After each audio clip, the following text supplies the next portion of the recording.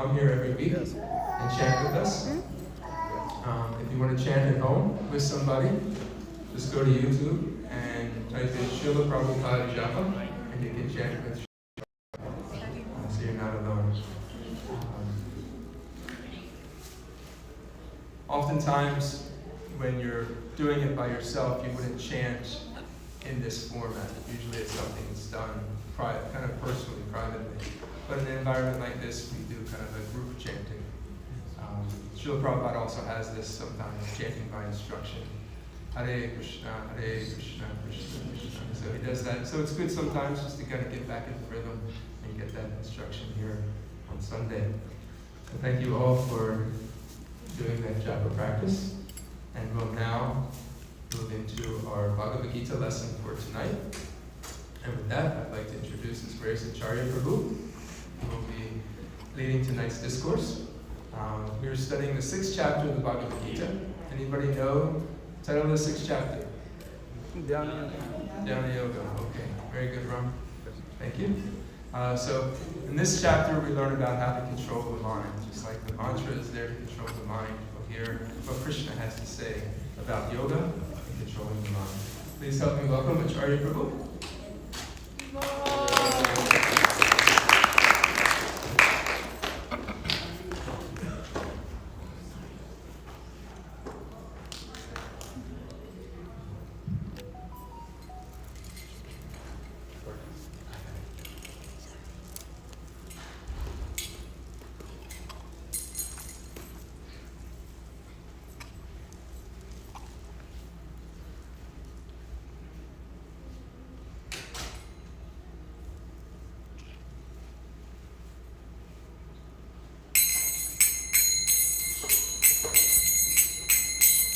Jaya Radha Madhava Kunja Bihari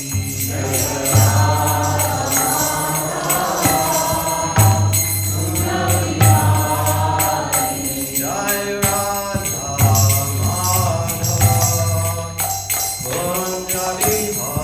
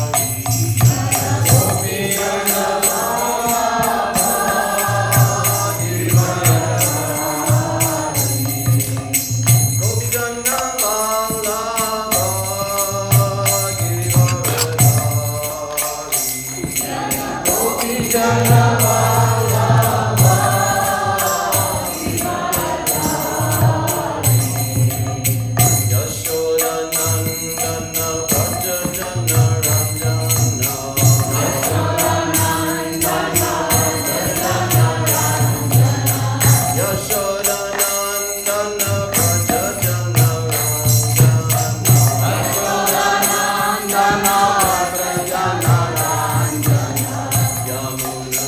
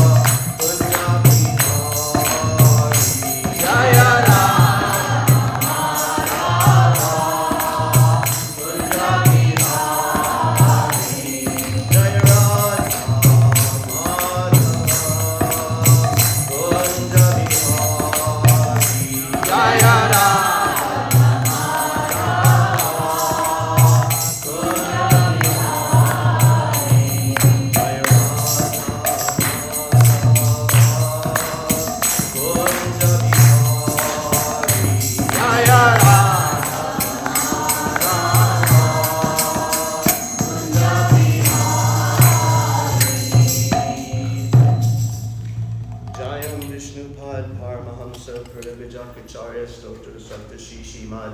His Divine Grace Srila A.C. Bhaktivedanta Swami Srila Prabhupada Ki Jai. ISKCON DBT Founder Acharya, His Divine Grace Srila Prabhupada Ki Jai.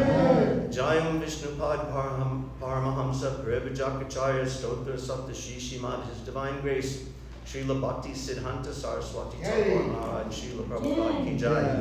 Ananta Koti Vaishnava Ki Jai. Namacharya Srila Haridas Thakur Ki Jai. Prem Se Kaho Shri Krishna Chaitanya Prabhu Nityananda Shri Advaita Gadadhar Shri Vasadi Gaura Bhaktivinoda Ki Jai. Shri Shri Radha Krishna Gopa Gopinath Shama Kund Radha Kund Giri Govardhan Ki Jai. Vrindavan Dham Ki Jai. Mayapur Dham Ki Jai. Yamuna Mai Ki Jai. Ganga Mai Ki Jai. Bhakti Devi Ki Jai. Tulasi Maharani Ki Jai. Shri Jagannath Rath Yatra Mahotsav Ki Jai. Samaveda Bhaktivinoda Ki Jai. All glories to the assembled devotees. All glories to the assembled devotees. All glories to the assembled devotees. All glories to Shri Guru and Shri Guru.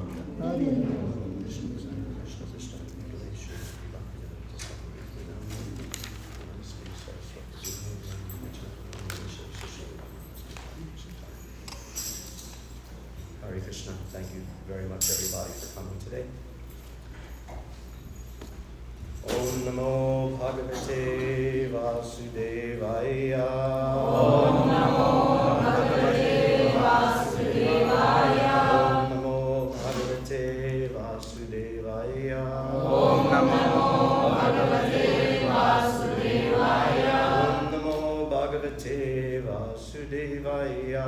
Om Namo Bhagavate Vasudevaya.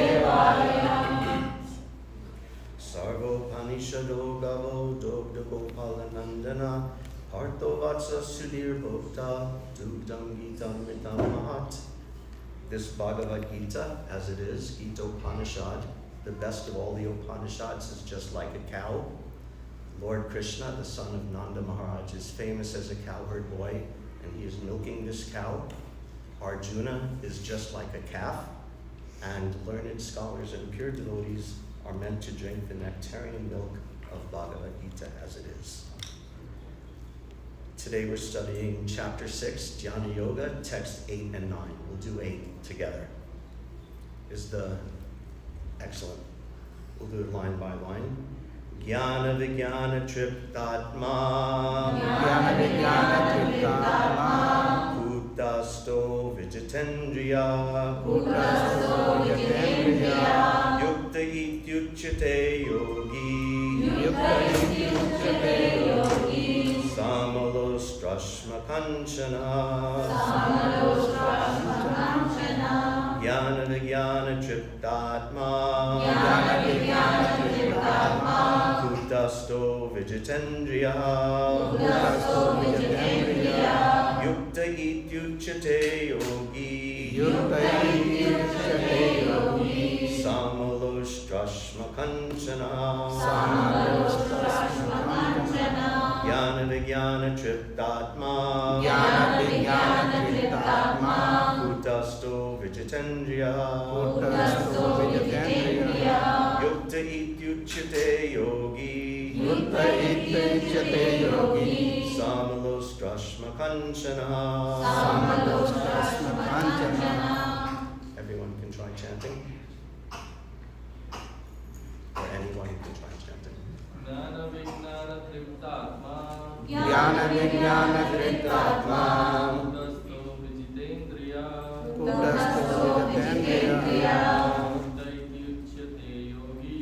Yukta Ityuchyate Yogi.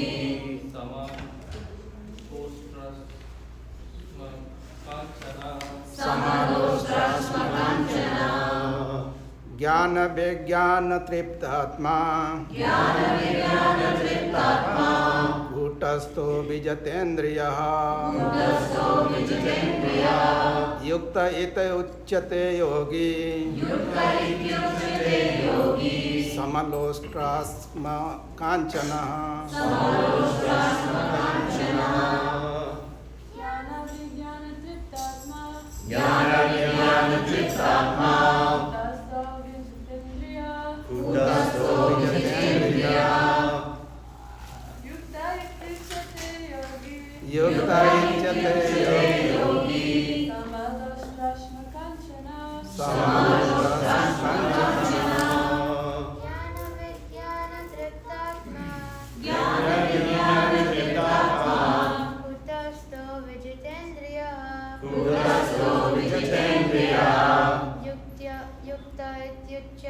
yogi. Yukta ityuchyate yogi. Samaloshtrasma kanchana. Samaloshtrasma kanchana. Word for word translation. One more. Go ahead, sorry. Jnana-vijnana-chittatma. Kutasto vijitendriya. Kutasto vijitendriya. Ityuchyate yogi. Yukta ityuchyate yogi. Samaloshtrasma kanchana. Samaloshtrasma kanchana. Anyone else? Jnana-vijnana-chittatma. Jnana-vijnana-chittatma. Kutasto vijitendriya. Kutasto vijitendriya. Yukta iti uchyate yogi. Yukta ityuchyate yogi. Samadostasma kanchana. Samaloshtrasma kanchana. Word for word translation. Jnana, Jnana. by acquired knowledge. By acquired knowledge. Vijnana, Vijnana. and realized And knowledge. realized knowledge. Tripta, Chitta. satisfied. Satisfied. Atma, Atma. a living entity. A living entity. Kutasta, Kutasta. spiritually situated. Spiritually situated. Vijita Indriya, Vijitendriya. sensually controlled. Sensually controlled. Yukta, Yukta. competent for self-realization. Competent for self-realization. Iti, Iti. thus. Thus. Uchyate, Uchyate. is said. Is said. Yogi, Yogi. a mystic. Mystic. Sama, Sama. equipoised. Equipied. Lostra, Lostra. pebbles. Pebbles. Ashma, Asma. stones. Stone. Kanchana, Kanchana. gold. Gold. Translation: a person is said to be established in self-realization and is called a yogi or mystic when he is fully satisfied by virtue of acquired knowledge and realization. Such a person is situated in transcendence and is self-controlled. He sees everything, whether it be pebbles, stones, or gold, as the same. Purport by His Divine Grace Srila Prabhupada. Book knowledge without realization of the supreme truth is useless. This is stated as follows. Atak Shri Krishna Namadi Na Bhavet Grayam Indriyai Sevan Mukhe Jivado Swayam Eva Sparatyadha. Quote, no one can understand the transcendental nature of the name, form, quality, and pastimes of Sri Krishna through his materially contaminated senses. Only when one becomes spiritually saturated by transcendental service to the Lord are the transcendental name, form, quality, and pastimes of the Lord revealed to him. Unquote. Bhakti Rasamrita Sindhu 1-2-234. This Bhagavad Gita is the science of Krishna consciousness. No one can become Krishna conscious simply by mundane scholarship. One must be fortunate enough to associate with a person who is in pure consciousness. A Krishna conscious person has realized knowledge by the grace of Krishna because he is satisfied with pure devotional service. By realized knowledge, one becomes perfect. By transcendental knowledge, one can remain steady in his convictions. But by mere academic knowledge, one can be easily deluded and confused by apparent contradictions. It is the realized soul who is actually self-controlled because he is surrendered to Krishna. He is transcendental because he has nothing to do with mundane scholarship. For him, mundane scholarship and mental speculation, which may be as good as gold to others, are of no greater value than pebbles or stones. And I'll also read text 9, which has no purport. Surin Michar Yudasina Madhyashta Tveshya Bandhushu Sadhu Shrapi Chapapeshu Samabhutirvashishyate. Translation. A person is considered still further advanced when he regards honest well-wishers, affectionate benefactors, the neutral, mediators, the envious, friends and enemies, the pious and the sinners, all with an equal mind. Bandhuratma, Jnana Vijnana Chittatma Kutasto Vijitendriya Yukta Ityuchate Yogi Samalas Drashma Kanchana Surin Micharya Dasina Madhyashta Dveshya Bandhushu Sadhu Shrapi Chapapeshu Samabhutir Vashishyate. A person is said to be established in self-realization and is called a yogi or mystic when he is fully satisfied by virtue of acquired knowledge and realization. Such a person is situated in transcendence and is self-controlled. He sees everything, whether it be pebbles, stones, or gold, as the same. A person is considered still further advanced when he regards honest well-wishers, affectionate benefactors, the neutral, mediators, the envious, friends and enemies, the pious and the sinners, all with an equal mind.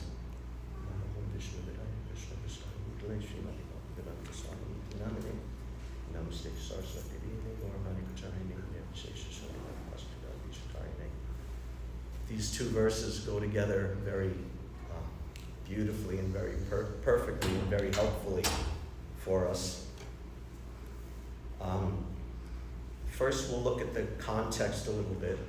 The chapter is Dhyana Yoga. So in the context of Dhyana Yoga, Ashtanga Yoga, first, I have no particular affection for Ashtanga Yoga or Hatha Yoga or any of these things.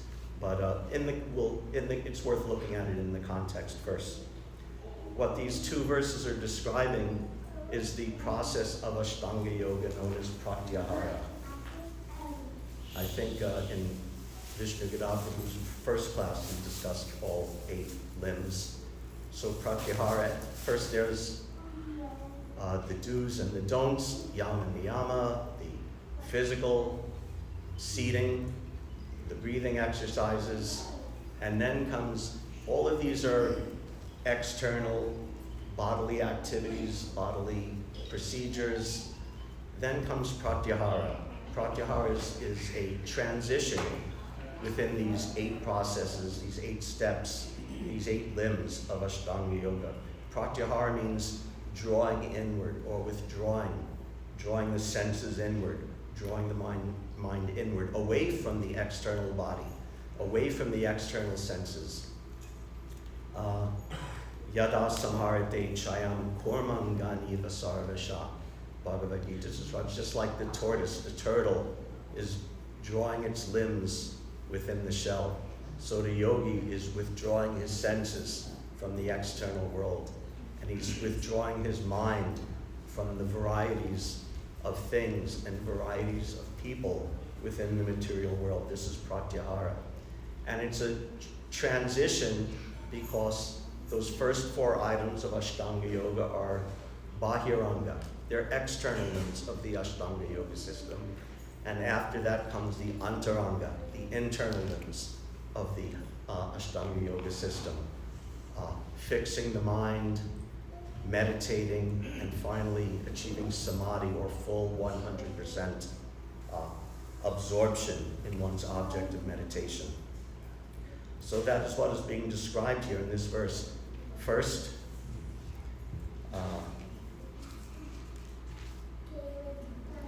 Jnana Vijnana Triptatma, by full knowledge and full realization, not just book knowledge, not just theoretical knowledge, but that knowledge has to be applied. When that is done, then it's possible kutasto vijitendriya, vijita indriya. Then it's possible for one to control the senses. So this is the beginning of this pratyahara process, to take the external senses and to withdraw them from all of the sense objects. The eyes are seeing the objects of the material world. The hands are touching and manipulating, the tongue is tasting, the nose is smelling. In Vedic analysis, there's 5 knowledge-gathering senses: eyes, ears, nose, tongue, and touch. And there's 5 senses of action by which we interact with the world. The manipulating of the hands, locomotion through the legs, communicating through the tongue, procreation with the genitals. Which am I leaving out? Abdomen. Belly, abdomen. Louder, I can't hear. Belly, abdomen. Abdomen, belly. Oh, wait. Belly? Is that one? Anyway, I can't quite remember. Or is the...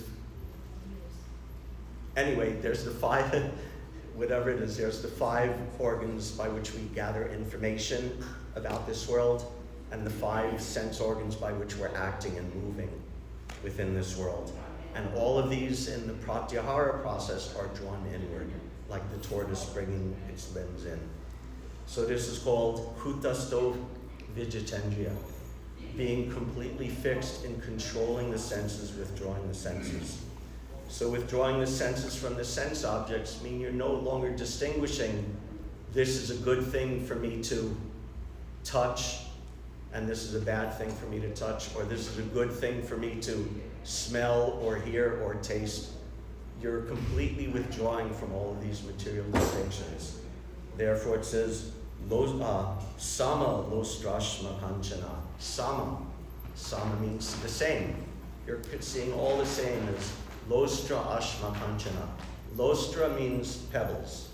Prabhupada translates as pebbles. Ashma means a stone, and kanchana means gold. So what's the difference between pebbles and a stone? The pebbles are little, fragmental, and the stone is large. So the yogi is not thinking, oh, I have a little bit of sense gratification. My sense gratification is like pebbles, it's very small. Let me make it big like a big stone and I'll be satisfied. No, a yogi rejects that thinking. That by somehow quantitatively increasing your sense gratification, that this will be a source of happiness. I have $1,000 in my bank account, but I'm not happy. But if I have $1 million in my bank account, then I'll be happy. Or if I have 1 sex partner, I'm not really satisfied. If I have 2 or 3 or 10 sex partners, then I'll be satisfied. So this is the rejection of this quantitative analysis that sense gratification will make me happy more and more. And this is how animals think. This is how animalistic humans think. This is how sometimes I think, and sometimes some of us may think like that. And so many people in the world, if I could just have more, I don't have enough, if I could have more of X, Y, Z, I'll become happy. But the yogi rejects that because he rejects both the lostra, the little pebbles, and the ashma, the big stone. And then he also rejects kanchana, the gold. So the difference between a stone and gold is not a quantitative difference, it's a qualitative difference. So you may think, okay, this one kind of happiness isn't making me happy. If I get a brand new type of happiness, a whole different type of happiness, a whole different standard of happiness, then I'll be happy.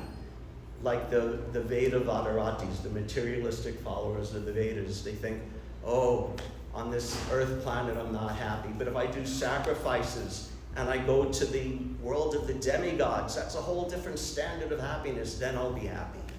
So the yogi also rejects this equally. The qualitative advancement of sense gratification and the quantitative advancement in sense gratification are both rejected by the yogi. And when he does that, then he can progress in his yoga practice. Then he'll be able, dharana, he'll be able to fix his mind.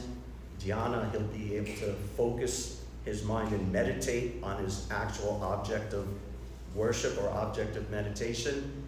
And then samadhi, he'll be able to 100% fix his mind in trance on that object of meditation. Now, Patanjali is, I don't know so much about him. He's more or less a devotee of sorts. in the sense that he accepts Vishnu as the Supreme Lord, but his process is a very mechanical process, a mechanistic process. He actually says, I was visiting a friend once some time ago, and his wife is a yoga teacher, so she had a copy of Patanjali's sutras, and out of curiosity I skimmed it and I found this, and Patanjali says, Samadhi is attainable through devotion to Ishvara. The Lord is a special soul. He is untouched by obstacles, suffering, karma, and its reactions. His omniscience is unsurpassed. He is the first guru because he is unconditioned by time. But then he goes back into his big meditation on how the mind works and all the different obstacles to meditation and all the different practices to control the mind. So this is the problem, one of the many problems with the process of yoga. Although Patanjali gives some lip service to worship of Vishnu, the process of yoga is a mechanical process. Doing breathing exercises has nothing to do directly with the soul, and it has nothing to do directly with the Supreme Personality of Godhead. It's a mechanistic process to control the mind so that eventually one can fix the mind on Krishna. This is the theoretical goal. But that practice itself is not explicitly devotional. Same thing with karma yoga. You perform fruitive activities, you get the results, you advance, you purify yourself, but those acts are not explicitly devotional service. They are means to an end. But devotional service, the difference of devotional service and why we accept devotional service as the topmost path is because the means and the ends are the same. We don't have to take up some process that is later given up to attain some goal that has nothing directly to do with the process. We also heard in past weeks about the yoga ladder. So on a ladder has rungs that we step on the rungs and then we give up those rungs and move on. But in devotional service, the process and the goal are the same thing. Prabhupada explained, this is an example he used very often. This is in 1971, he's speaking in Gorakhpur, India. He said, just like the mango has got a different feature when it is not ripened, and the same mango, when it is ripened, it has got a different feature. That's all. The process is to the ripened stage, but all the same, it is a mango. It is a mango. Yes, it is no other thing than a mango. Bhakti is always there, either in the perfectional stage or in the beginning stage. The same example, mango is mango, but unripened stage, it has got a different feature, and ripened stage, it has got a different feature. Then one devotee, Revatinanda, spoke up and said, but in the ripened stage, it is more succulent. And Prabhupada said, yes, sometimes unripened stage also, it is very palatable. Just like there are so many achars, you see. It is nice. Mango is so nice. Either ripened or unripened, it is always good. And that goodness may be tasted by different types of men. But mango is always good. Mango is mango. He said, Pal Karaj, mango is the king of all fruits. So this is devotional service. We don't do something different to get a mango. We take the green mango and we engage in devotional service, and it's a delicious mango even when it's green, and then it also ripens and becomes more relishable as we advance. But we're not doing something different than the goal, than the perfectional stage of devotional service. It's all devotional service. Just like Prabhupada said, mango is Pal Karaj, the king of fruits. So one time someone asked Prabhupada, what about Raja Yoga? So many different types of yogas and different names. So someone said, what about Raja Yoga? And Prabhupada said, Raja Yoga, Raja means king. So Raja Yoga is king yoga. But Bhakti Yoga is emperor yoga. So this is devotional service. It's perfect in all stages. From the very beginning, it's a mango. And at the ripened stage, it's a mango. At the perfect stage, it's a mango. So these other yogas are not very helpful to those who want to love Krishna, develop their love for Krishna, especially in Kali Yuga. These other kind of yogas are not very helpful at all. Another story, going back to 26 Second Avenue. This is from the Prabhupada Lilamrita. A long-haired girl sitting close to Swamiji's dais raised her hand and asked, seemingly in a trance, she said, "When I am chanting, I feel a great concentration of energy on my forehead, and a buzzing comes and a reddish light." "Just keep on chanting," Swamiji replied. "It will clear up." Then she said, "Well, what does the chanting produce?" And he said, "Chanting produces chanting." So this is, we don't need to visualize some light or some buzzing. Another time, someone said to Prabhupada, "Sometimes I meditate and I see 1,000-petaled lotus within my head." Prabhupada said, "That's just imagination. If I cut open your head, I'm not going to find the lotus there. So this is just imagination." So Prabhupada's program was you engage in devotional service. Even at the very, very beginning, you engage in devotional service. You're doing the thing that exists in perfection. Even if I may not be perfect, but I'm doing the activity of perfection, even in the beginning stage. So this is the beauty of devotional service. That cannot be said of Ashtanga yoga, Dhyana yoga, Karma yoga, this yoga, that yoga, only Bhakti yoga. And therefore, after we will hear, after all of this description of Ashtanga yoga, Dhyana yoga by Krishna, Arjuna says, "This is impractical. I can't do this." And Krishna ultimately agrees, and he says, well, really the best yogi is the devotee. Yogi nama visardeshan madhyatanantaratmanam shraddhavan bhajate yomam samayukta tamomata. I'm sure that verse will be coming up in a few weeks. But this is the best yogi, is the devotee. Shraddhavan bhajate, the one who has faith, the one who is worshiping Krishna. This is the best yogi. So this is the process that we accept. An intelligent person, an intelligent yogi, will actually accept the process of devotional service because it's perfect at all stages, even at the very beginning stage. One may not be perfect, but he's practicing the perfect process. And he'll continue doing that same thing.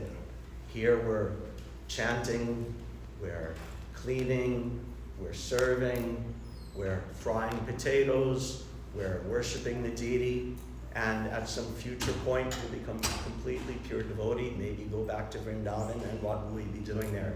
We'll be chanting Krishna's glories, we'll be cooking for Krishna, we'll be cleaning for Krishna, we'll be doing all these things directly for Krishna. Exactly same activities. So this is why we practice Bhakti Yoga. But anyway, going back to the verse, after controlling the senses, Krishna says that there's another stage that's even more advanced than controlling the senses, and that is controlling the mind. After controlling the senses comes controlling the mind. And controlling the mind means Surin Mityar Udasina Madhyashta Dvaishya Bandhushu. Controlling the senses means, okay, material things, there's some pebbles, there's some gold, there's some stone, you don't distinguish. But much harder than that, even harder than that, and even more advanced than that, is to have that kind of equal tolerant view and equal tolerance of all different types of people. Because people are way more intense than stones and gold and rocks and pebbles. So dealing with them and dealing with and tolerating them and understanding them is much more difficult. Surin, those who are your very closest friends and well-wishers. Mitrari, your official friends. Udasina, those who are neutral. Ari, those who are enemies. Madhyashta, this is interesting. Madhyashta means like a mediator, like if two people are fighting, one on one side and one on the other side. The Madhyashta is like the arbitrator between them to try to get the, what do they call it, conflict resolution, right? The conflict resolver is the Madhyashta. Dvaishya, someone may be hateful and envious. Bandhushu, someone may be friendly. Someone may be a sadhu, and someone may be a papeshu. Someone may be saintly, and someone may be sinful. But the yogi sees them all as exactly the same. This is a much more advanced stage than simply being renounced from material sense objects. Just like there's so many yogis we hear in the stories of the Vedas, like Durvasa Muni.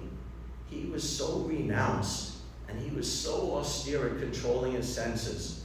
But in dealing with people, he was so harsh and so angry and so quick-tempered. He's a perfect example, someone who mastered text 8 but failed text 9 of what we're looking at today. Or what was his name? Vishwamitra, before he became Vishwamitra. When he was a king, what was his name? Begins with a K, not Kautilya.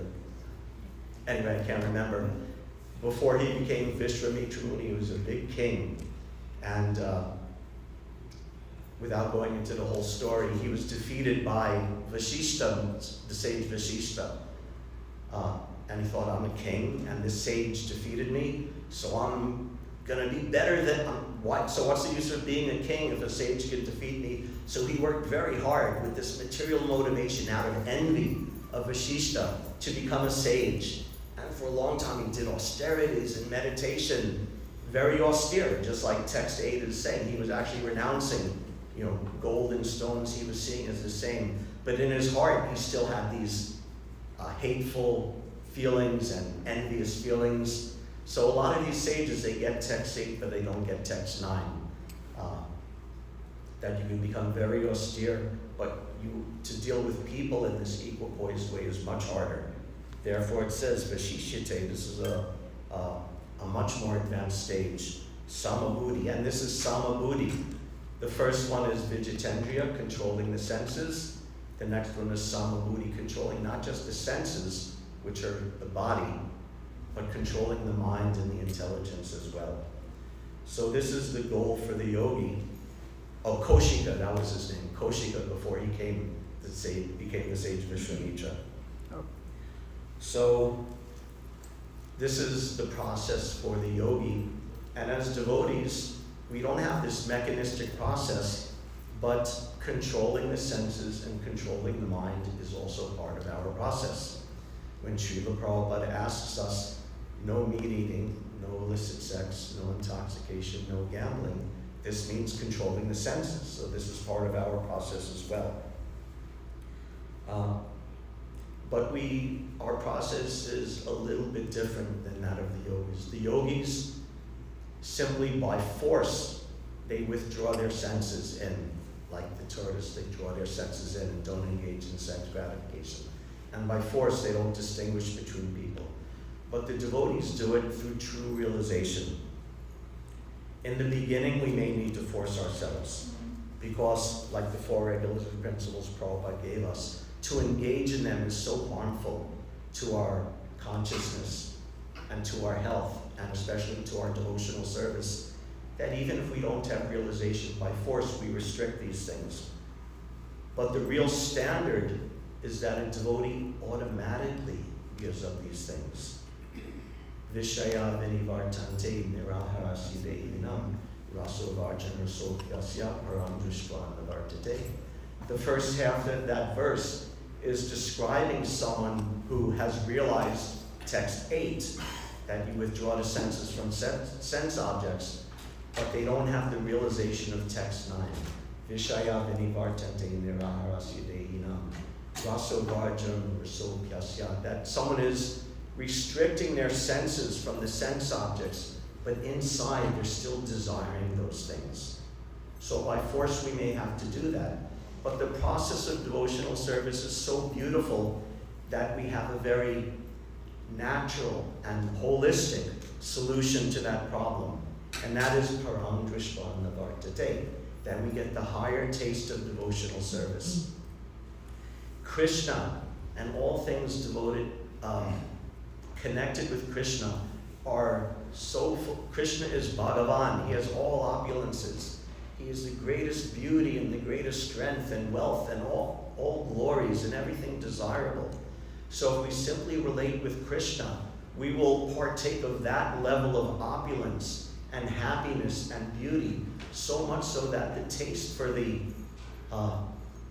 pebbles and stones and gold of this material world will no longer attract us. and becoming puffed up by those who praise us, or becoming hurt or injured by those who criticize us, it'll no longer bother us because we're secure in our relationship with Krishna and with Krishna's devotees. This is the process of devotional service. Yes, sometimes by force we have to restrict ourselves. This is the meaning of sadhana bhakti. By practice, we restrict ourselves by the order of Shastra, by the order of sadhu and the order of guru, and by our own good intelligence, knowing what's good for us and what's bad for us. We restrict ourselves, but you could only grit your teeth and tolerate this for so long. You can't do that forever. This is why the yogis and the impersonalists always fall down. They fall down from their imagined superiority, their imagined liberation, and their imagined renunciation, because they haven't got contact yet with the lotus feet of Krishna. So our devotional service is, yes, we have to force ourselves not to engage in sense gratification, restrict ourselves, but Prabhupada also gave us the process of engaging positively in Krishna consciousness, experiencing all the happiness and all the taste and bliss and excitement and wonder of relating with Krishna and Krishna's devotees, so that eventually these desires for sense gratification, we don't have to force it anymore. These desires will naturally fall away. Like Prabhupada said, if a child has something toxic or a knife or something in his hand, but if you try to take it away from a baby, you try to take something away from a baby, he'll start crying. But if you take it away and give him a candy in return, then he'll be satisfied. So we're like that. We're holding on to the unpleasant, dangerous things of this material world. But if we replace it with the happiness of devotional service, then it becomes easy to achieve what these yogis with great struggle and thousands of years can't attain. Even in the process of sadhana, even in the higher stage of bhava, even in the higher stage of prema bhakti, the same principle is there. Rupa Goswami explains that in sadhana bhakti, the happiness of devotional service is so great that it completely overshadows the happiness of sense gratification and even the happiness of liberation. And that's just at the stage of sadhana bhakti, at the stage of practice. It completely overshadows those other kinds of happiness. And then more advanced, at the stage of bhava bhakti, that happiness becomes even more intense. And it's called moksha lakuta krit, that it mocks or it reduces to nothing the happiness of liberation. So even in sadhana bhakti, in the stage of practice, it overshadows sense gratification and liberation.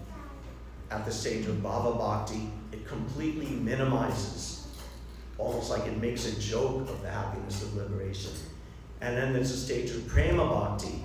That happiness is called sanjananda visheshatma, that it becomes, that happiness of a relationship with Krishna becomes so thick and so sweet and so condensed that you can't even perceive the so-called happiness of this material world, or what to speak of impersonal liberation. So we may not be on that stage of prema bhakti or bhava bhakti, but we can be assured that just by the routine activities of devotional service that Prabhupada gave us, we can get the happiness and the satisfaction that will allow us to control our senses better than any yogi, better than any meditator or impersonalist.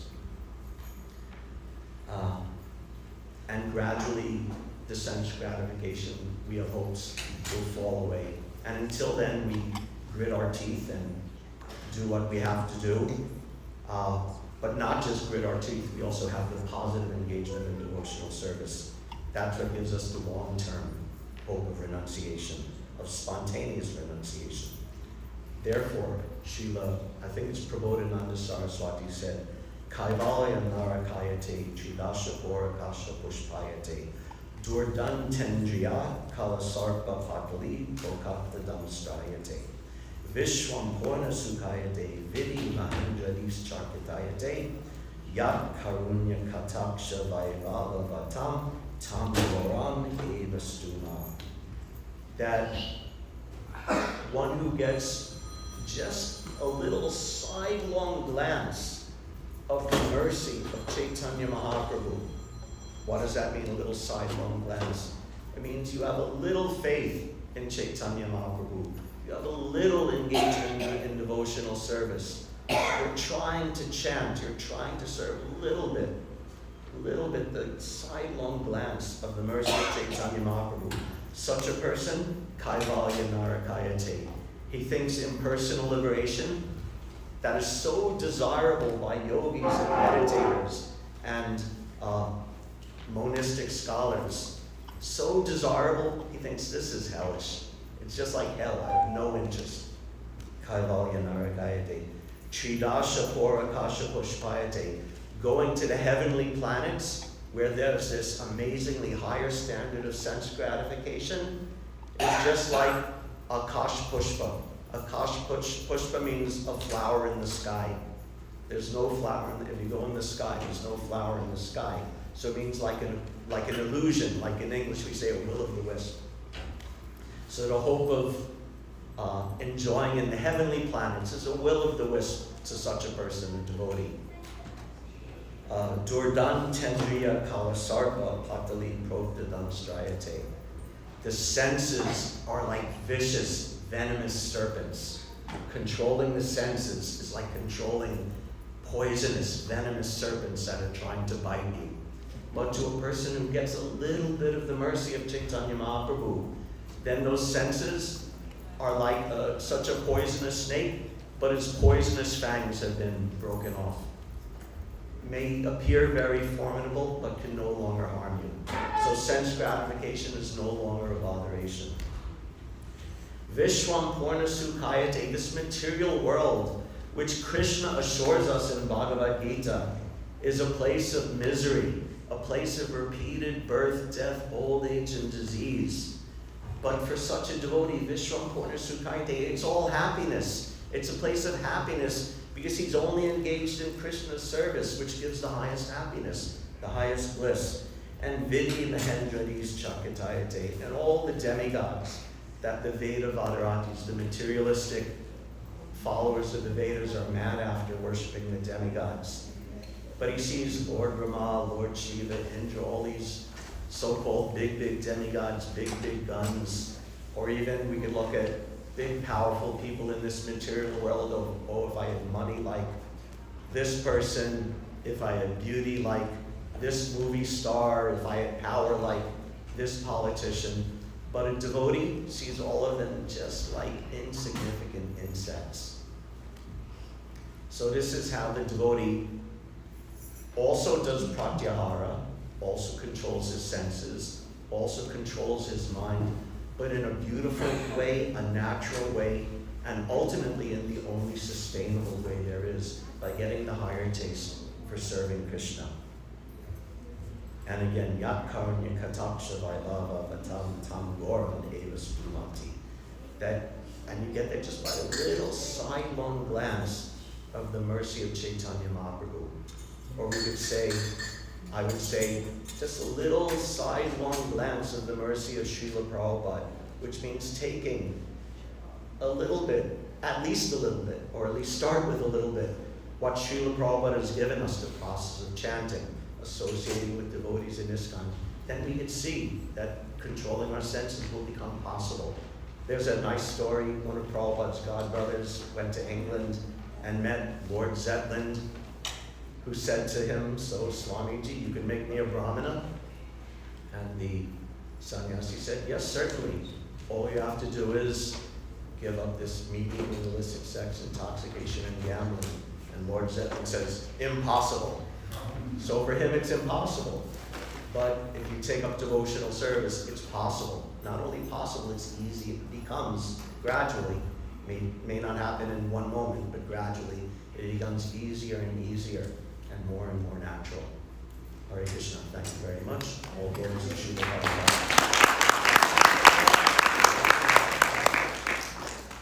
1 minute, 2 minutes. I don't know if that's time for a question or not.